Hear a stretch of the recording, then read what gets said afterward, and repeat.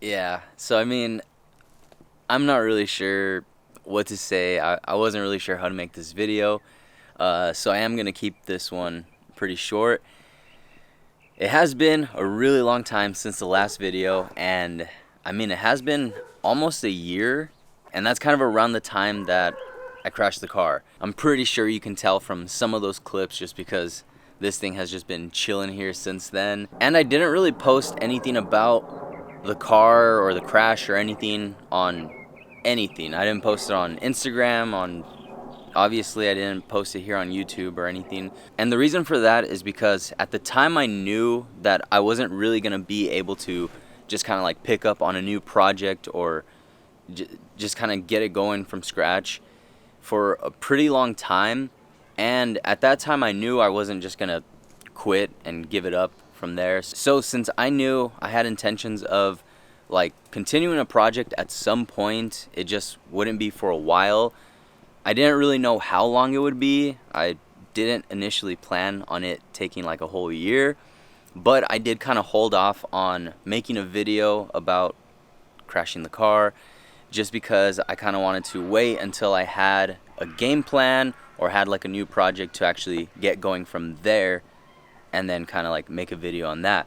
So since I am making the video now, I actually do have some plans from here. So if you guys remember back when I was doing like the wiring on the white CB7, I actually had like a spare harness and stuff. I did buy another CB7 chassis, and it has kind of been sitting around for a while because I just kind of used it as like a donor. So, and it is a coupe. So I am actually kind of excited about it being a coupe.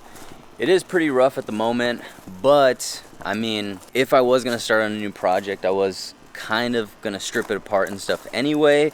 So it is already kind of like halfway started for me at the moment. So basically my plan at the moment is to kind of just take the white crash CB7 and just strip everything that I can out of it, all the usable parts, take everything off, and then put it onto the coupe. So that is going to be a lot of work, and that is going to take some time. At the moment I am waiting on a couple of things to kind of fall into place so that the coupe can turn out a little bit better than what the white CB7 was.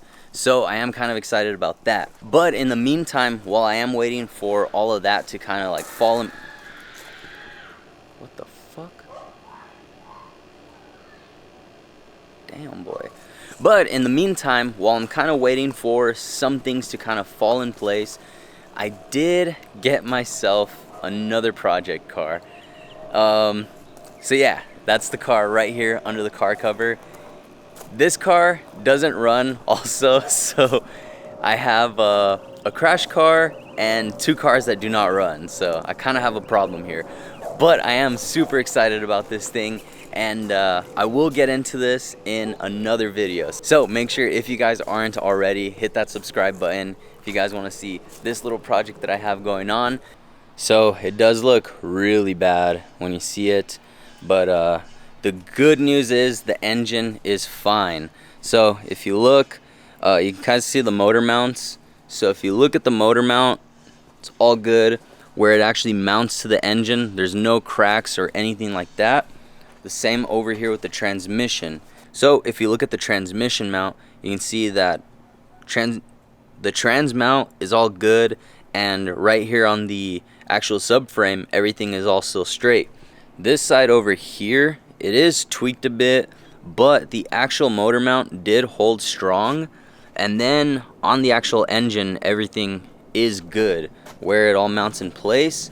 Back here, the back motor mount, I haven't really gotten to take a look back there, or like under there, so I haven't really gotten to take a look at that, so I'm not too sure how that's looking. But overall, it just kind of seems like the engine just kind of got shifted back a bit. It's not super bad. It definitely could have been way worse. Definitely could have done a lot more damage to the actual engine. So at the moment, the biggest damage you can tell, like at a glance, is gonna be obviously like the radiator and the exhaust. the exhaust got super bonked up. And then back over here with the ITBs, some of the linkage is kind of tweaked a bit. That's not a big deal because, I mean, I can just bend that back. And if anything, I can just cut out like new linkage out of a piece of metal. So that's not a big deal. And then if you look at the back trumpet over there, that one got bent. And that's just because of the brake lines right there. And another thing that I'm actually kind of proud of is I actually still have brake pressure. So if you look, you can see like how far back it pushed the wheel, and then this one actually got pushed back a lot.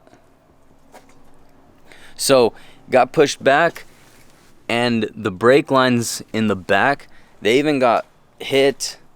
That made contact. There's a lot of points that made contact. And if you look at the inside, the firewall is actually kind of bent too. So a lot of the brake lines on the inside like made contact and got bent and stuff.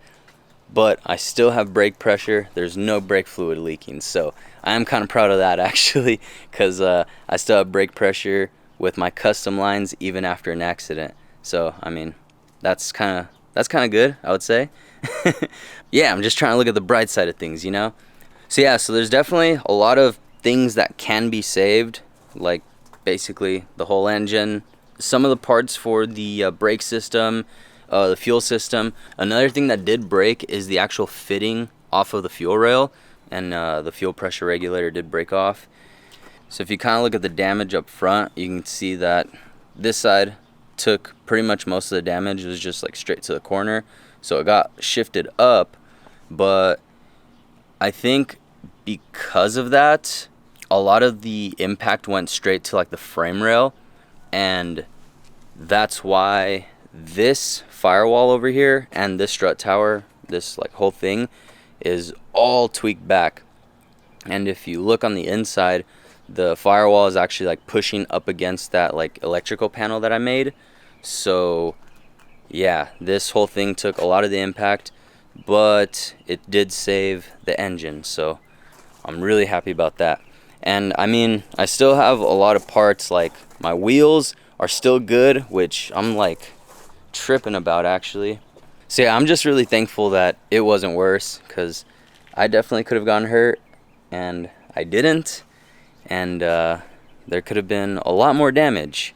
Huge bummer. It was a huge blow, but I'm gonna keep it going. I'm gonna take everything out of this car. Like I said, I still have like the 5-lug conversion. I have some suspension parts.